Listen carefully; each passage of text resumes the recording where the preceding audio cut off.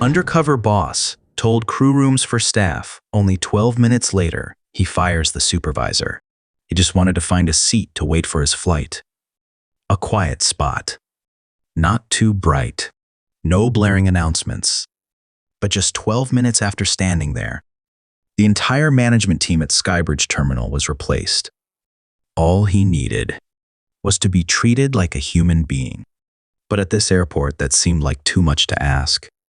The salt and pepper-haired man wore a faded baseball cap, thin-rimmed glasses, and a light jacket with frayed cuffs. He wasn't tall, but every step he took was steady. In his hand, he carried a simple brown leather bag, the kind business travelers often have. He stood in front of a door with a small sign, Crew Lounge, authorized personnel only. Inside was a room designed for flight crews to rest between flights, long chairs, free coffee, and absolute quiet. At some airports, airlines allow certain passengers, VIPs, or high-level staff to sit there if needed. But today there was no such flexibility. A woman's voice rang out. Cold, abrupt. Crew Lounge. Staff only. Passengers aren't allowed. Step back, sir. Michael Foster turned. The woman walking out of the room was a mid-level supervisor, New Skies uniform, crisp and neat. Her name tag read, Courtney James Ops, Supervisor. Her eyes flicked across him, then away, as if she had determined he wasn't worth a second of her time. Michael gave a slight smile, but said nothing. He took a step back and leaned against the wall. No one knew he was Michael Foster, 50 years old, founder of New Skies, Air. Once called by Aviation World magazine, the man rewriting internal culture for the American airline industry. No one recognized him, and Michael preferred it that way. This was his first return to Skybridge Airport in 2 years, a major hub in the southern U.S., and the site of an unusual spike in internal complaints these past 3 months. Not about flights, but about the attitudes of management towards staff and passengers. When the report landed on his desk, he didn't get angry. He quietly booked a domestic ticket under a fake name, Henry Caldwell. 8:45 a.m. flight to Phoenix. Arrived 3 hours early. He wanted to see everything before anyone had time to prepare. This morning, Houston was colder than usual. Just over 40 F. Damp. Windy. Through the crew lounge window, passengers could be seen lined up at the self-check-in kiosks. A few tech staff walked by. No one noticed him. He stood there, bag still in hand, not complaining, eyes fixed on the lounge door. A few minutes later, a young woman in a New Skies uniform approached, dragging a cabin suitcase. Tired face. Hair hastily tied. Her name tag read, Jenny Tran, flight attendant. She paused at the crew lounge door, glanced around, and knocked softly. Courtney turned and snapped, Not yet. You're not on the list until 6:20. Go wait outside. Jenny froze for a second, then said nothing. She rolled her suitcase back a few steps and leaned on the wall beside Michael, still unaware of who he was. Cold out here, she muttered, blowing into her hands. Michael tilted his head slightly, eyes still on the lounge door. You're not allowed in yet, he asked gently. Jenny gave a sheepish smile. I check in at 6:20. It's only 6:09. Supervisor said I have to wait until the exact time. I'm just a little tired. Michael asked no more. But he noticed. This flight attendant didn't complain. She didn't call anyone. Didn't knock again. She just stood there as if used to it. 10 minutes passed. Courtney came out again, this time with a male staff member. They spoke in low voices, but Michael could still hear same thing last time. She came in 5 minutes early, and the old supervisor didn't say anything. Courtney's different. She wants to control every second. Yeah, and hates anyone who questions her. Michael squinted. That line wasn't casual.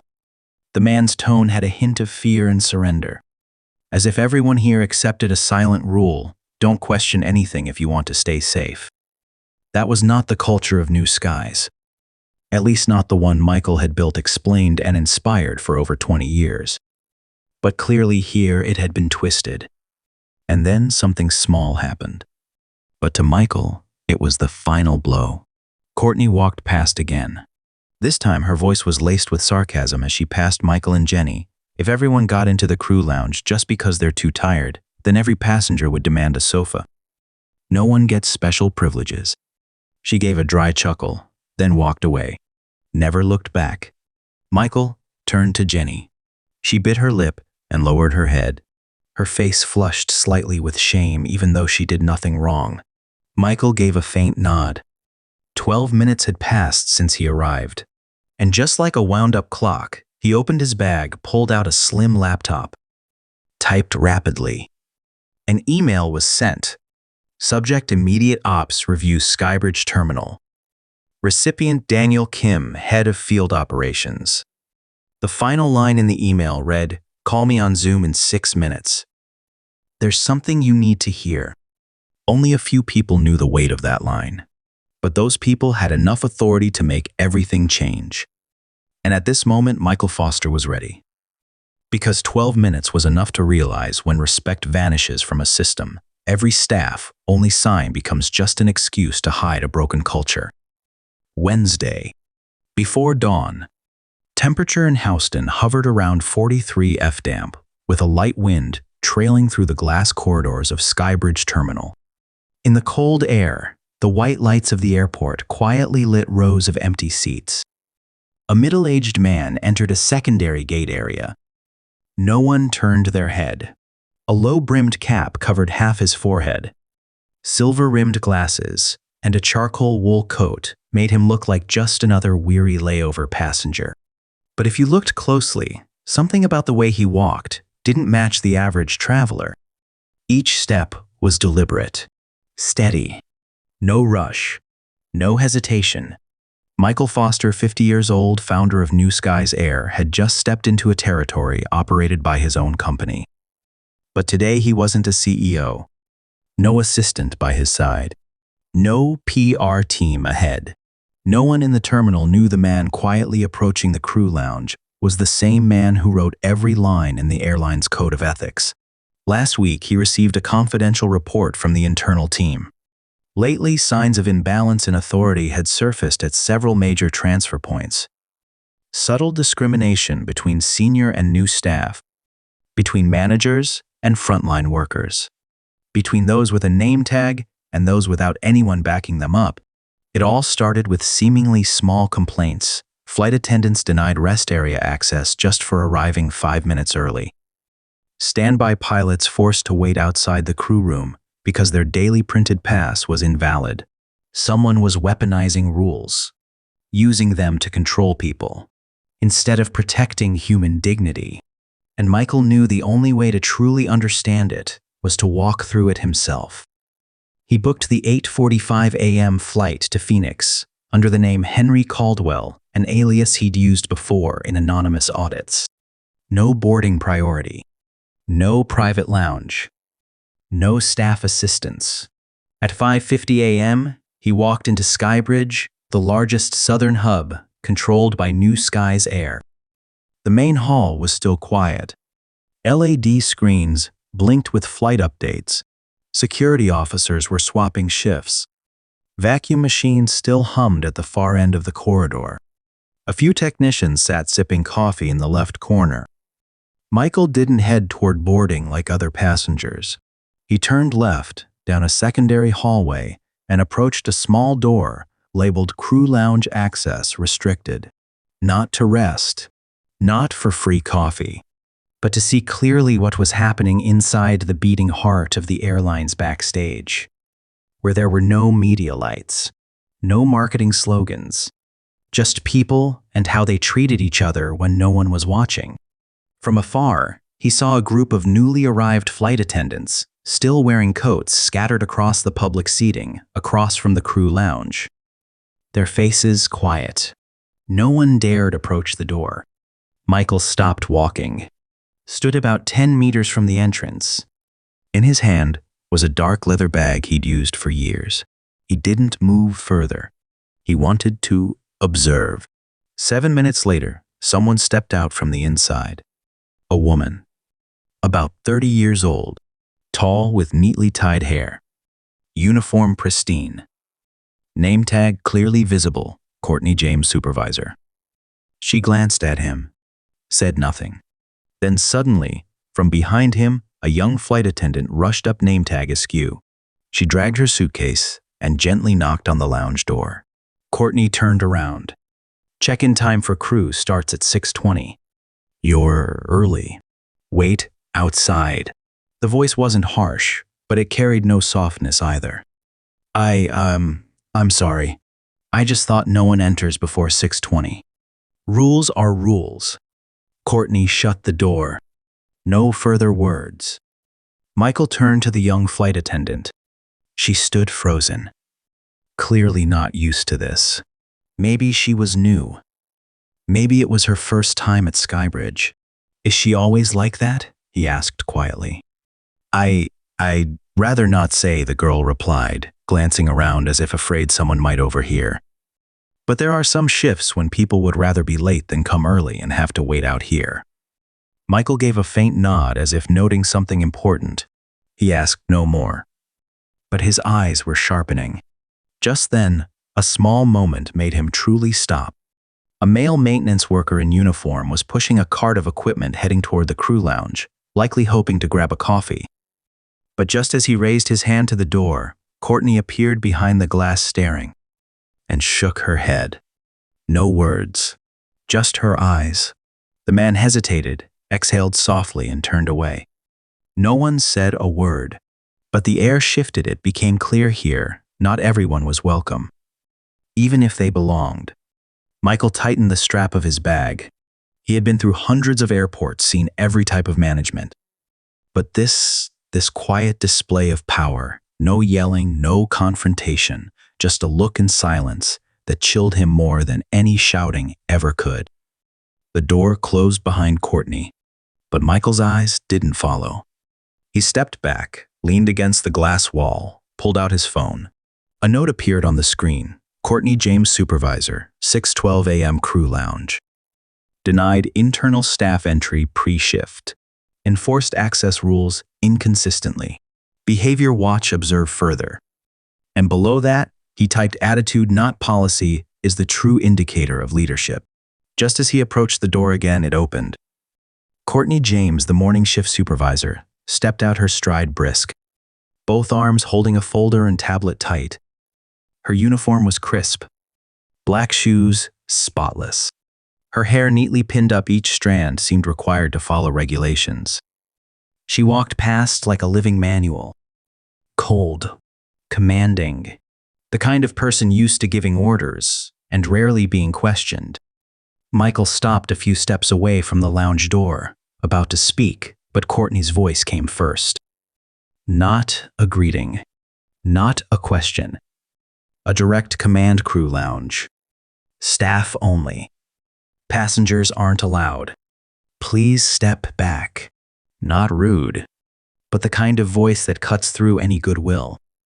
A silence dropped into the air between them. Michael tilted his head slightly. His gaze was calm, not flustered, and certainly not apologetic. I just need a quiet place to sit for a moment, he said. I'm flying with this airline. Maybe you could be a little flexible. Courtney paused. Her eyes dropped to his hand. No staff badge. She frowned slightly. I don't have time to argue this early in the morning. Policy is policy. Please move to the public seating. There's an outlet there. Her voice wasn't loud, but just clear enough for the three people nearby to hear.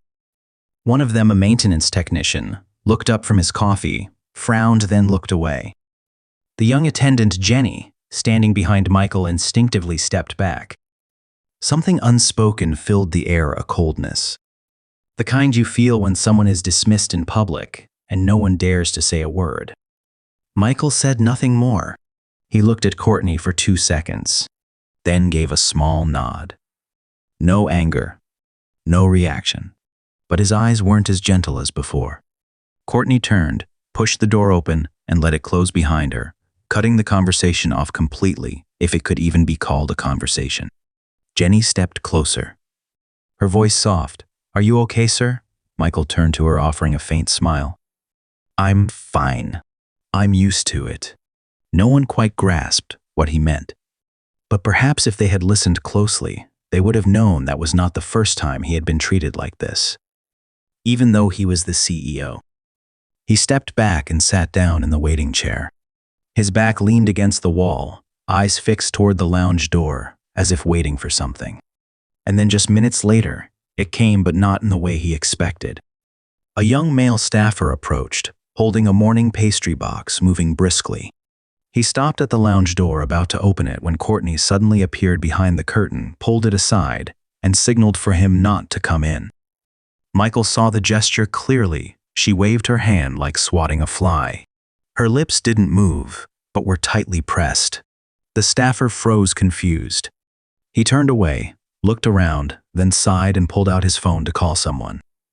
Michael remained seated, but he opened his notebook, turned to the first blank page, and wrote Day 3 Skybridge Crew Lounge, small power, big behavior. He hadn't exactly decided what to do, but something was stirring, a quiet uprising. A feeling of injustice when someone with a choice chooses coldness over compassion. However, the real incident didn't lie in those actions. It came from a small conversation he overheard between two employees standing near the coffee machine. A woman's voice, half joking, half serious. If Courtney keeps working here, we'll need to start booking in advance to get in. The other, a man, chuckled. Don't joke. Yesterday, she kicked out a standby pilot. Reason? Wrong dress code. Michael's pen halted mid-sentence. The name Courtney, again.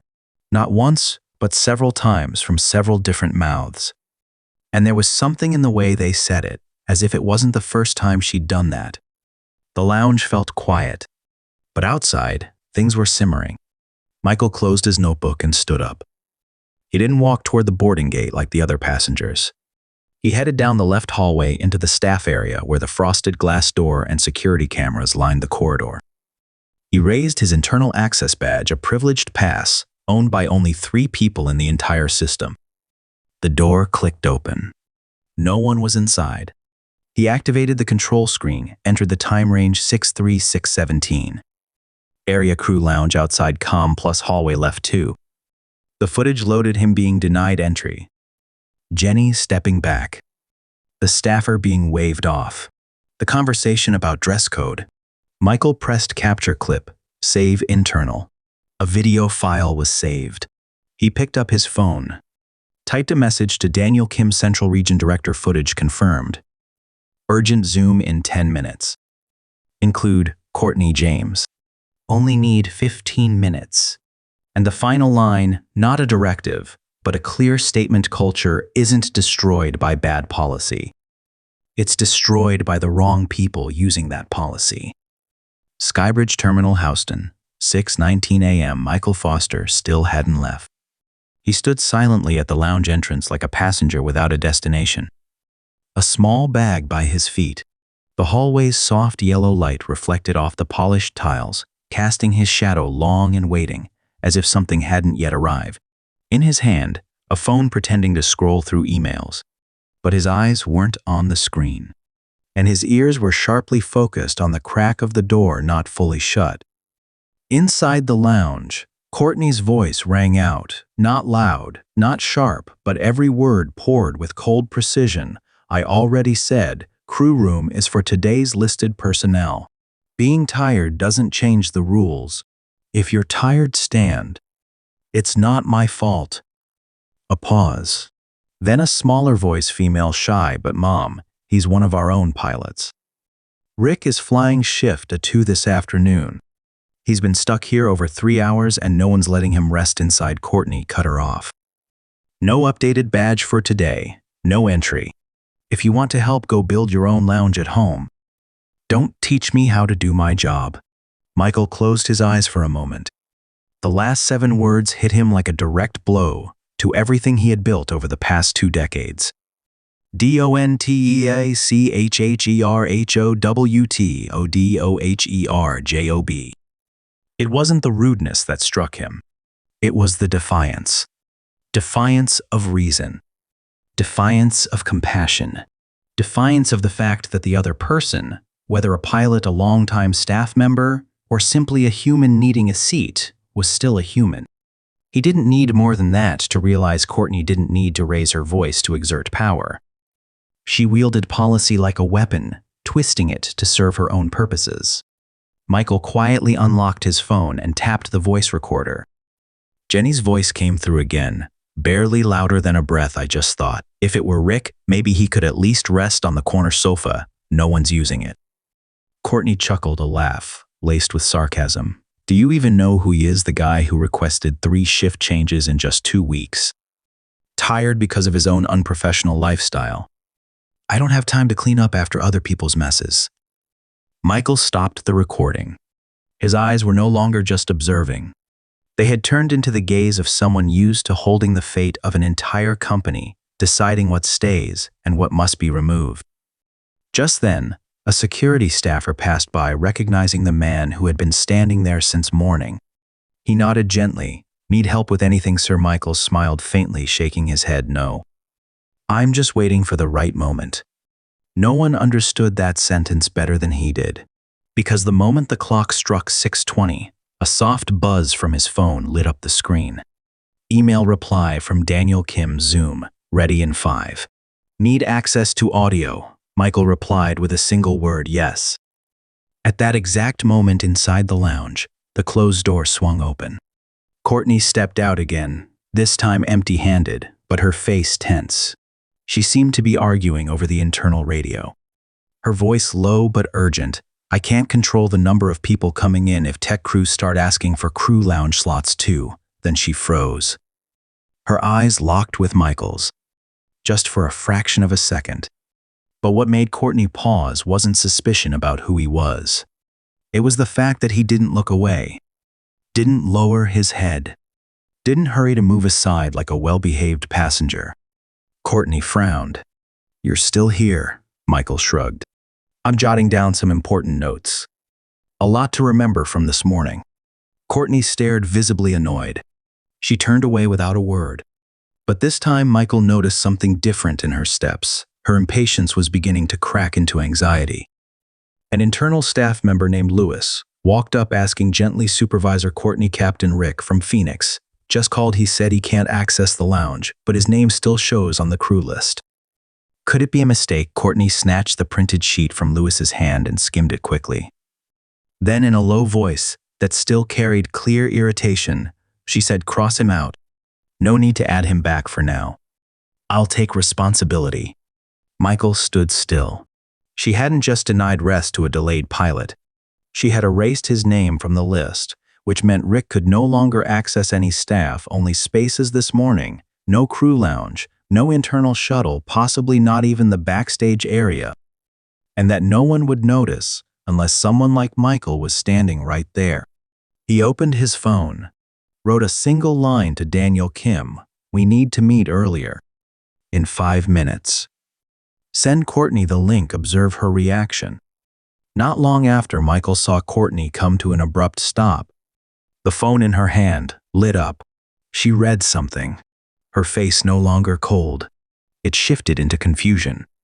She glanced around, and her eyes met Michael's once more. But this time she no longer looked at him like some annoying old man. She looked as if she was trying to remember whether she had missed something much bigger. Michael stood upright, holding his bag. Not in a rush, but every step carried the answer she was about to hear from the very top. If she thought the lounge was the only room with restricted access, she was about to realize there are other rooms more important, more silent, that she would no longer be allowed to enter after today. Skybridge Terminal, Houston, 6:35 a.m. Michael Foster walked out of the lounge as if he had never been there. But in his eyes, something had changed, no longer silent observation, but an action waiting to be executed. He headed straight to the airport's executive office, a small room at the far end of the West Corridor, where only those with high-level clearance were allowed in. The badge clipped under his coat was pulled out, scanned over the security reader. The light turned green. The door opened. A shift officer jumped to their feet upon seeing him. What do you need, sir? Michael didn't answer immediately. He walked over to the security control desk, pointed at the monitor. I need the camera extract from 6:3 to 6:18. Area crew lounge, left hallway, internal camera angles 4 and 5. Full audio. Access code is Foster X7. No one dared ask more. The name Foster X7 meant highest level authority in the system, only used when there's an emergency relating to organizational culture. While the software processed the request, Michael opened his phone and texted Daniel Kim, Regional Director for the Midwest. Meeting starts in 10 minutes. Participants full management team at Skybridge Terminal. Add Supervisor Courtney James. Tell them it's an internal session, but I'll be opening it. Just seconds later came the reply, understood. Zoom link will be sent in 3 minutes. Beside him, the computer screen began displaying the video clips, the moment Courtney blocked early crew access. The moment she rejected Captain Rick. The moment Michael himself was denied entry at the lounge. That last line echoed clearly: no badge, no entry. Don't teach me how to do my job. Michael didn't need to hear more. He downloaded the clip, trimmed it cleanly. Total length, 1 minute 47 seconds. Enough to speak louder than any words. 6:48 a.m. The meeting began. One by one, Zoom screens lit up faces of team leads, coordinators, and operations managers. The light from branch offices reflected faces still barely awake. Courtney appeared in the left corner, her eyes still glancing down at her phone, fingers brushing her hair. She didn't know who would lead the meeting. That's why her camera was still off. Daniel's voice came on first. Thanks everyone for showing up earlier than scheduled. Before we begin, I'd like to invite someone special who had a surprise visit to our terminal this morning to speak first. The Zoom room fell silent. Courtney tilted her head, unmuted. What's this about, Daniel? I thought Daniel gently cut in firm. But soft, Courtney. Can you say hello to the person at the top of the screen? Courtney looked up, and in exactly 1.3 seconds of silence, every muscle in her face froze. Michael Foster turned on his camera. No special lighting, no logo, just his face calm, quiet, and fully awake. Courtney turned pale. Her mouth opened to say something, but no words came out. Michael didn't smile. He looked directly at the screen. Thanks for being on time, he said slowly. I have a short clip I'd like us all to watch before saying anything else. He clicked the screen share button. The video played. For the next 1 minute and 47 seconds, no one in the Zoom room blinked. Her tone is curt. Jenny steps back. Pilot Rick is turned away. And finally, the sentence that cuts through every principle the airline stands for: don't teach me how to do my job. When the video ends, Michael turns off the screen. He doesn't ask Courtney if she has anything to say. He says only one sentence so soft it might seem weightless, yet heavy enough to send chills down everyone watching. Thank you for so clearly expressing your philosophy. But that does not exist at this airline. The words drop into the Zoom call like a verdict. No further reasoning needed. Courtney unmutes. She begins, Sir, I was just following policy. The internal card issue, I never meant to cause trouble. I had no idea he was. Michael cuts in. For the first time that morning, his voice lowers, not loud, not angry, but carrying the calm force of a coming storm. The issue is not that you didn't know who I was. It's that you didn't know how others deserve to be treated when you think no one is watching. This time, no one dares to speak. Michael leans back in his chair. He doesn't need a title. No threats. No citations of policy. Because that video wasn't evidence. It was a replica of a culture he refuses to let exist for even 1 second longer. He turns to Daniel. You'll take over the remainder. I'll send a follow-up email right after this meeting with clear directives. Effective, immediately suspend all managerial level access for Courtney James across all New Skies air systems. Courtney stammers, trying to say something, but Daniel, his eyes colder than ever before, quietly mutes her from the system side. Michael doesn't look back at the Zoom screen. He stands up, closes his laptop. Before leaving the operations room, he says one simple thing to the on-duty staff: when you see someone standing outside a door and no one pays attention, remember that person may not just be a passenger. They may be the truth watching how we treat one another. Skybridge Terminal, Houston, 7:02 a.m. Michael Foster steps out of the control room, his eyes still sharp with observation. Though the Zoom call has ended, its ripple effect is sweeping through the system like a tide cleaning out stale residue. Courtney James is suspended on the spot. The order is signed with Michael's digital signature triggered system-wide just 30 seconds after the meeting ends. All access to internal zones shift data crew rosters revoked in under a minute. There is no dramatic scene. No one screams. But that silence is what makes the action echo louder than any judgment could. At the same moment, an internal memo is dispatched to all department heads, temporarily suspend all individual authority to decide crew lounge usage at Skybridge Terminal. Begin full audit of access history and camera footage for the last 60 days. Not because of one person, but because too many have grown used to a culture of cold convenience and call it procedure. And Michael knows if he only removes Courtney, but doesn't address the root, then today it's her, but tomorrow it will be someone else slamming a door in someone's face because it's by the book. 7:18 a.m. Michael walks back to the hallway outside the crew lounge. The sky outside shifts to a softer shade of gold. The airport grows busier. Announcements flood the air. Flight crews pass in lines, rolling suitcases through each boarding gate. In front of the lounge door, Jenny is still standing there. She has no idea what just unfolded inside the control room. No idea that the words she spoke 30 minutes ago just forced an entire system to re-examine itself. Michael approached.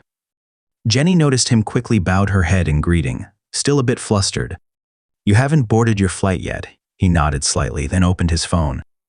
On the screen was an email sent just 5 minutes earlier from Michael Foster to all frontline staff, New Skies Air subject, a message to those who always stand at the front. "I had a quiet morning at Skybridge. No business class seat. No name tag. No one knew who I was. And because of that, I saw clearly who truly creates value for this airline. An airline doesn't exist because of planes. It exists because of people who respect one another, even when no one is watching. I heard a young flight attendant speak up for someone else who needed rest. I saw someone denied access due to an invalid badge, even though he was one of our own pilots. And I saw how when power is not paired with empathy, it becomes a burden to everyone around. Today, we begin again." Michael looked at Jenny. "Have you ever thought that your soft-spoken voice could change an entire procedure?" Jenny shook her head, lips pressed together, stunned. He nodded. "Then from now on, get used to that idea." He pulled a hard badge from the pocket of his coat and handed it to her. On it was the internal logo with the words, "Crew Culture Development Task Force Member." "You'll be the first to join the new team that will help redesign lounge policy across the system. Not because you spoke up, but because you spoke up at the right moment in the right way for someone else." Jenny held the card, silent for a few seconds. Then she nodded, eyes glistening, not out of joy but because she knew this morning had become a turning point.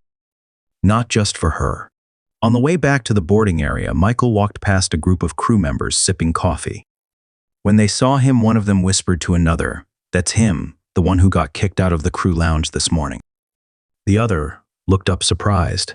"But I heard he was." Michael walked by without stopping, but turned his head slightly. "I still am. And I will remain on the outside if there are no more seats left for those who need them more than I do." No one said a word, but in their eyes, something had shifted. Not because of his title, but because he made them feel seen. Skybridge Terminal, Houston. 1 week later, the air was still cold like the morning he once stood outside that door. Michael Foster returned to Skybridge early Sunday morning before the terminal grew crowded, as sunlight still clung like dew on the glass panels. Everything looked much the same, the walkways, the signboards, the distant boarding announcements echoing overhead. But something very small had changed, and he noticed it the moment he passed through the staff gate. A new sign. White background. Silver trim. Placed respectfully beside the crew lounge door. Not a warning sign.